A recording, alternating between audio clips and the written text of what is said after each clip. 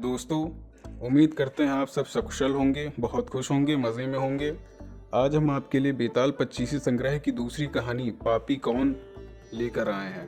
तो चलिए शुरू करते हैं। दोस्तों, आप सबने काशी नगरी का नाम तो सुना ही होगा, जो कि बहुत मशहूर नगरी है। बेताल पच्चीसी की ये दूसरी कहानी काशी नगरी से ही शुरू होती है। काशी में प्रताप मुकुट नाम का एक राजा राज करता था और उसका एक बेटा था। उसके बेटे का नाम वज्र मुकुट था। वज्र मुकुट की दोस्ती दीवान के लड़के के साथ थी, जो कि बहुत नेकदिल था। एक बार राजकुमार का मन जंगल में शिकार करने का हुआ। सूरज की पहली किरण निकलते ही वह दोनों सुबह की ताजी हवा में जंगल की तरफ शिकार करने के लिए गए। वहाँ बहुत सारे पेड़ थे, जो कि सुबह के समय बहुत ही सुंदर लग रहे थे। आगे चलते चलते उन्हें एक तालाब मिला, जो कि बहुत बड़ा था और उसका पानी बहुत साफ था। उसमें हंस किलोल कर रहे थे, चिड़ियों की चहचहाने की आवाज आ रही थी। सुबह के समय प्रकृति का यह नजारा बहुत ही अच्छा था। उस तालाब के पास महादेव का एक मंदिर था। उस मंदिर की दीवारों पर बंदर बैठे हुए थे। दीवारों पर की गई कारीगरी बहुत ही अच्छी लग रही थी। दोनों ने अपने अपने घोड़ों को मंदिर के बाहर बांध दिया और मंदिर जाने के लिए उसी तालाब के पानी से हाथ पैर धोने लगे। हाथ पैर धोने के बाद दोनों महादेव के मंदिर गए। वहाँ महादेव का शिवलिंग था और उस पर कई फूल रखे हुए थे। अगरबत्ती की बढ़िया खुशबू आ रही थी। वह मंदिर बाहर के साथ साथ अंदर से भी बहुत अच्छा बना हुआ था। दोनों महादेव के दर्शन करने के बाद वापस आने लगते हैं। उस मंदिर के पास बहुत सारी चिड़िया उड़ रही थी।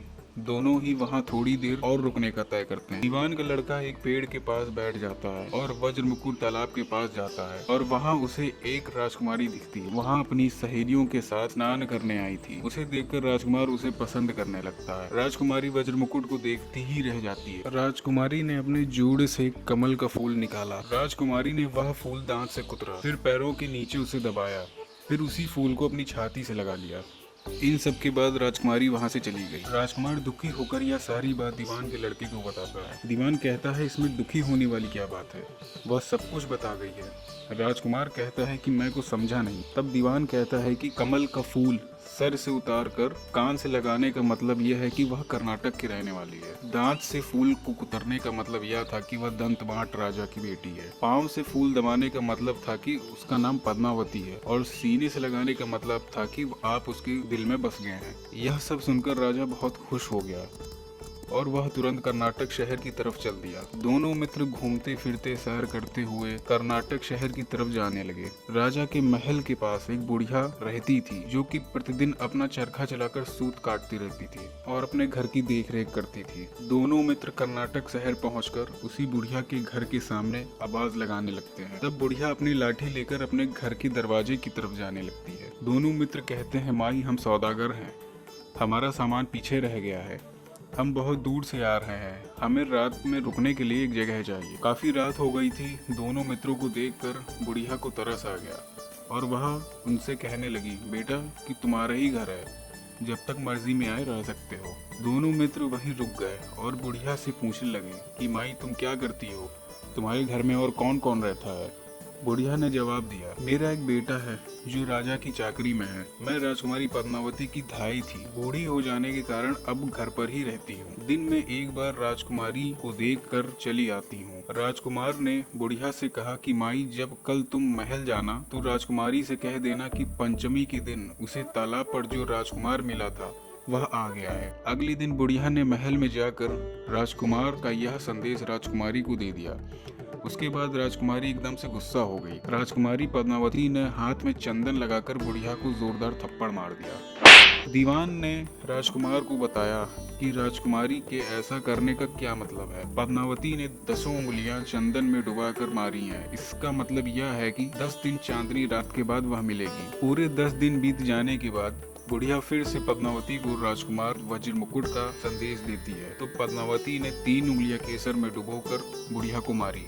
फिर दीवान इसका अर्थ समझ जाता है और राजकुमार वज्र मुकुट को बताता है कि 3 उंगलियां केसर में डुबाकर मारने का यह मतलब है कि उसे मासिक धर्म हो रहा है। 3 दिन और रुको। 3 दिन हो जाने के बाद बुढ़िया फिर वज्र मुकुट का संदेश पद्मावती को देती है। इस बार पद्मावती यह सुनकर बुढ़िया को फटकार कर पश्चिम की खिड़की से बाहर निकाल देती है। बुढ़िया ने फिर यह सब राजकुमार को बता दिया। उसके बाद दीवान राजकुमार वज्रमुकुट से कहता है कि मित्र, उसने तुम्हें आज मिलने के लिए बुलाया है। यह सुनकर राजकुमार बहुत खुश हो जाता है। वज्रमुकुट दिन ढलने के बाद रात में महल जाकर पद्मावती से मिलने का तय करता है और रात होते ही वह महल में घुसकर उसी पश्चिम की खिड़की के पास पहुंच जाता है। पद्मावती वहां तैयार खड़ी होती है और फिर वह वज्रमुकुट को अंदर ले जाती है। जैसे ही दिल निकलने वाला था वैसे ही पद्मावती ने वज्रमुकुट को छुपा दिया और रात होने पर फिर से उसे बाहर निकाल लिया। ऐसा करते करते कई दिन बीत गए और राजकुमार को अपने मित्र की याद आने लगी। राजकुमारी वज्रमुकुट से पूछती है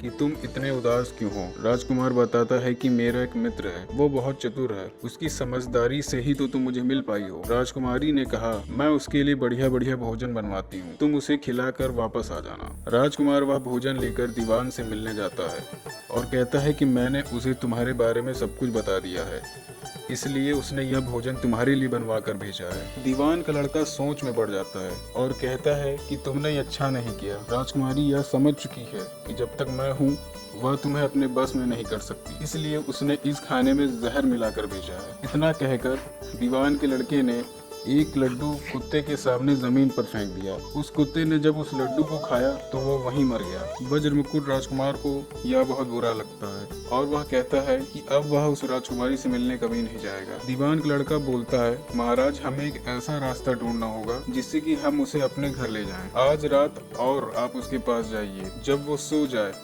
तो उसकी बाईं जांघ पर एक त्रिशूल का निशान बना दीजिएगा और उसके सारे गहने ले आइएगा। राजकुमार ने ऐसा ही किया। उसके आने पर दीवान का बेटा उसे साथ लेकर शमशान में गया और वज्रमुकुट राजकुमार से कहने लगा कि महाराज, आप इन गहनों को सुनार को बेच आइए। अगर कोई आपको पकड़े तो कह दीजिएगा कि ये गहने मुझे अपने गुरु से मिले हैं। राजकुमार वह गहने लेकर सुनार को बेचने के लिए जाता है। सुनार उन गहनों को देखते ही समझ जाता है कि यह गहने तो राजकुमारी पद्मावती के हैं। वह इसकी सूचना नगर कोतवाल को दे देता है और गुरु भी पकड़ा जाता है। फिर कोतवाल उनको राजा दंत बाट के सामने पेश करता है और राजा दंत बाट पूछता है कि योगी महाराज, ये गहने आपको कहाँ से मिले। योगी बने दीवान के लड़के ने कहा कि महाराज, मैं शमशान में डाकिनी मंत्र सिद्ध कर रहा था कि एक दिन डाकिनी आई और मैंने उसके गहने उतार लिए और उसकी बाईं जांघ पर एक त्रिशूल का निशान बना दिया। इतना सब सुनकर दंत बाट राजा को शक हुआ।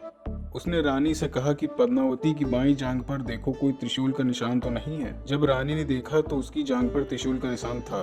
दंत बाट को बड़ा दुख हुआ। उसने योगी बने दीवान के लड़के से अकेले में पूछा, योगी महाराज, धर्म शास्त्र के अनुसार दुष्ट स्त्रियों के लिए क्या दंड है। योगी ने जवाब दिया, महाराज, ब्राह्मण, गौ, स्त्री, लड़का, ये सब अगर अपने आश्रय में रहने वाले से कोई गलत काम करते हैं तो उसे देश निकाला दे देना चाहिए। यह सब सुनकर राजा दंतमाट बहुत दुखी हो जाता है और वह पद्मावती को डोली में बिठाकर जंगल में छुड़वा देता है। वज्रमुकुट और दीवान का लड़का दोनों इसी ताक में थे कि वो राजकुमारी पद्मावती को अपने देश ले जाएं। इस कहानी के खत्म होते ही बेताल ने विक्रम से पूछा कि विक्रम बताओ, इसमें पाप किसको लगा। विक्रम ने कहा कि दीवान के लड़के ने अपने धर्म का पालन किया क्योंकि उसने अपने राजा का साथ दिया। राजा वज्रमुकुट ने अपना काम पूरा किया। नगर कोतवाल ने अपने राजा का कहना माना। पाप दंतबाट राजा का है जो कि बिना सोचे समझे अपनी बेटी को देश निकाला दे दिया। राजा विक्रम के इतने ही कहने पर बेताल फंस पड़ा और फिर से हवा में उड़ गया। वह जाकर वापस से उसी